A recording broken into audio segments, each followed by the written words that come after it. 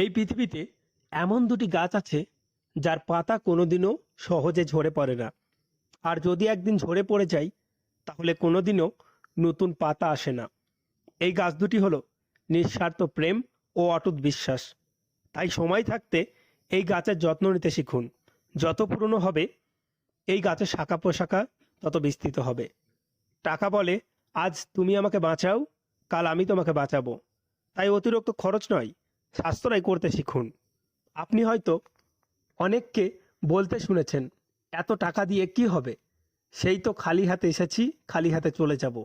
এটা সত্যি, কিছুই নিয়ে যেতে পারবো না।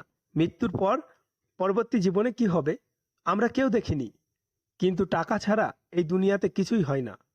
যখন আপনার মনে আত্মবিশ্বাস থাকবে তখন আপনার মনে ফুর্তি থাকবে, আর যখন আপনার মনে ফুর্তি থাকবে তখন আপনার সঙ্গে এমন কিছু অবাক করা ঘটনা ঘটবে যা আপনি কখনো আশা করেননি। যখন আপনি শেখা বন্ধ করে দেবেন তখন আপনার বয়স হোক 8 কিংবা 80, আপনি বৃদ্ধ। যে ব্যক্তি 80 বছর বয়সেও শেখা বন্ধ করে না সে আসলেই যুবক। কারণ আপনি যতই শিখবেন মনের দিক থেকে ততই সফল হবেন। মনে রাখবেন, জ্ঞান অর্জন করা বন্ধ করে দিলে 20 বছরের যুবকও কিন্তু বৃদ্ধ। আপনার প্রতিভা আপনার বয়সের উপর নির্ভর করে না, নির্ভর করে আপনার জ্ঞানের উপর। আপনি কতটা জ্ঞান অর্জন করেছেন। তাই কখনো খালি বসে থাকবেন না, কিছু না কিছু করতে থাকুন। প্রত্যেকটা জিনিস থেকে আমরা শিক্ষা নিতে পারি যদি আমাদের মনে এমন ভাব থাকে যে আমরা কিছু শিখব। আপনার অতিরিক্ত পিপাসা পেলেও যেমন বিষ পান করবেন না, সেই রকম নিজেকে একা মনে হলেও যার তার সঙ্গে সম্পর্কে জড়িয়ে পড়বেন না। হুট করে ভুল জায়গায় সম্পর্ক তৈরি করে ফেললে সারা জীবন সেই ভুলের মাসুল আপনাকেই গুনতে হবে। প্রত্যেকটা কাজ বিবেকের সঙ্গে করুন, আবেগের সঙ্গে কোনো কাজ করবেন না। আবেগ আমাদের ঠকায় আর বিবেক আমাদের বাঁচায়। আবেগের বশে পড়ে আপনি যাই করবেন ভুল করবেন। প্রত্যেকটা অপরাধের বিচার এই পৃথিবীতে হয়, কিন্তু মন ভাঙার অপরাধের বিচার এই পৃথিবীতে হয় না। কারণ এত বড় অপরাধের বিচার করার ক্ষমতা মানুষের নেই। এই বিচার স্বয়ং প্রকৃতি করে দেয়। চোখ পৃথিবীর সব কিছু দেখতে পায়, কিন্তু চোখের মধ্যে কিছু ঢুকলে সেটা দেখতে পায় না। ঠিক সেই রকম মানুষ সবার দোষ দেখতে পায়, কিন্তু নিজের দোষ কখনোই দেখতে পায় না। উপার্জন করতে শিখুন, না হলে অযোগ্য ব্যক্তিরাও আপনাকে কথা শোনাবে।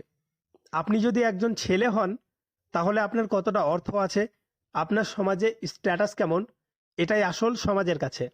আর আপনি যদি একজন মেয়ে হন তাহলে আপনার চেহারা কেমন, এটা সব থেকে গুরুত্বপূর্ণ। শুনতে খারাপ লাগলেও এটাই সত্য। আপনি যতটুকু জানেন সবটুকু বিলিয়ে দেওয়ার চেষ্টা করেন। এই পৃথিবীতে শিক্ষাই একমাত্র জিনিস যে আপনি যতটা দেবেন তার দ্বিগুণ আপনি সুদে আসলে ফিরে পাবেন। আপনার সন্তানকে সেটাই আগে শেখান যেটা আপনি সব থেকে শেষে শিখেছিলেন। কিন্তু কখনো ভুলেও জোর করে আপনার ইচ্ছাটাকে আপনার সন্তানের উপর চাপিয়ে দেবেন না। তার ইচ্ছাটাকে আগে জানার চেষ্টা করুন, সে কি করতে চায়, তার কি ভালো লাগে। আপনি যেটা করতে চাইতেন, আপনার যেটা ভালো লাগতো, সেটাই যে আপনার সন্তানের ভালো লাগবে এটা সত্য নয়। আপনি কিছু করতে চেয়েছিলেন কিন্তু পারেননি, সেটা আপনি আপনার সন্তানকে দিয়ে করাবেন। হ্যাঁ, অবশ্যই করাতে পারেন, তাতে আপনার মনের শান্তি মিলবে। কিন্তু আপনার সন্তান যদি সেটা করতে না চায়, অন্য কিছু করতে চাই, তাহলে জোর করে তাকে দিয়ে সেটা করাবেন না। এই পৃথিবীতে প্রত্যেকজন আলাদা আলাদা ক্ষমতা নিয়ে জন্মায়। আপনার সন্তান হয়তো অন্যদিকে বিশাল বড় একটা কিছু করত, কিন্তু আপনি জোর করে আপনার ইচ্ছাটাকে চাপিয়ে দেওয়ার কারণে সমাজ থেকে একজন মানুষের সঠিক দক্ষতাকে বিলীন করে দিলেন। হাজারো সম্পর্ক একটা জায়গায় এসে বিরতি নেয়, সেটা হলো সন্দেহ। যে সম্পর্কের মধ্যে একবার সন্দেহ ঢুকে যায় সেই সম্পর্ক আর কোনোদিনও স্বাভাবিক হয় না। তাই কখনো সন্দেহ করবেন না। আপনার যদি কোনো বিষয়ে সন্দেহ হয় তাহলে আপনার সঙ্গীকে আপনি সরাসরি প্রশ্ন করুন যে সে এটা কেন করছে।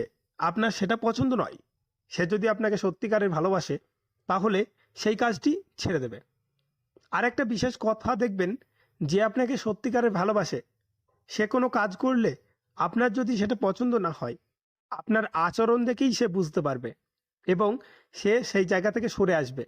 কারণ সে আপনাকে অনেকটা বেশি করে চায়।